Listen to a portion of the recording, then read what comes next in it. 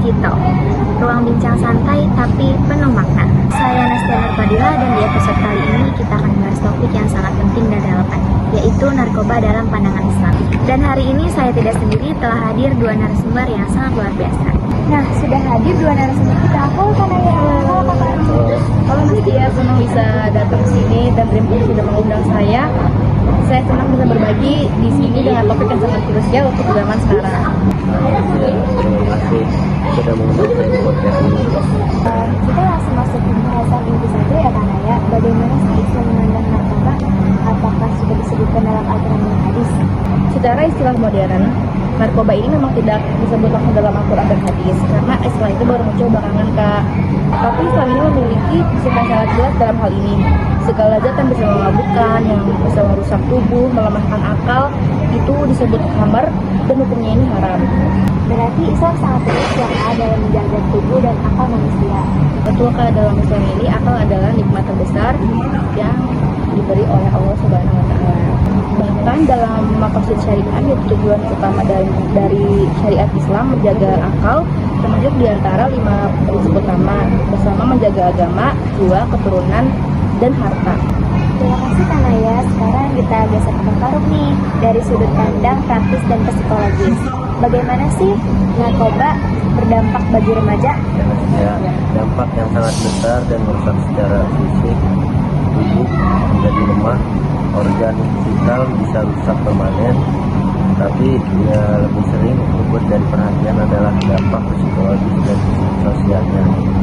Remaja yang sudah terpapar narkoba biasanya mulai kehilangan arah. Mereka jadi kehilangan semangat hidup, sulit konsentrasi di sekolah, gampang emosi, dan bahkan bisa mengalami depresi berat.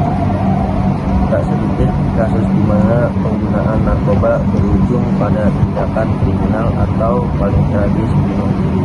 Mengerikan ya Pak, tapi kenapa ya masih banyak remaja yang masih tergoda dan akhirnya terjerumus? Betul, karena dia mengerikan karena salah satu penyebab utamanya adalah narkoba keras yang menyebabkan trauma. Lalu ada juga identitas mereka yang mencari jati diri dan akhirnya salah jalan. Sisi lain, kurangnya pendidikan agama dan ketidakhadiran figur panutan juga membuat mereka kehilangan pedoman. Mereka butuh pelarian dari tekanan hidup, tapi sayangnya pelarian itu justru ke arah jalan yang salah. Ya begitu kan dia. Ya, lalu bagaimana ya solusi dari sisi Islam? Apa yang bisa dilakukan untuk mencegah para remaja ini terhindar dari narkoba? Baik, pertama-tama kita harus mulai pendidikan akidah dan akhlak sejak dini.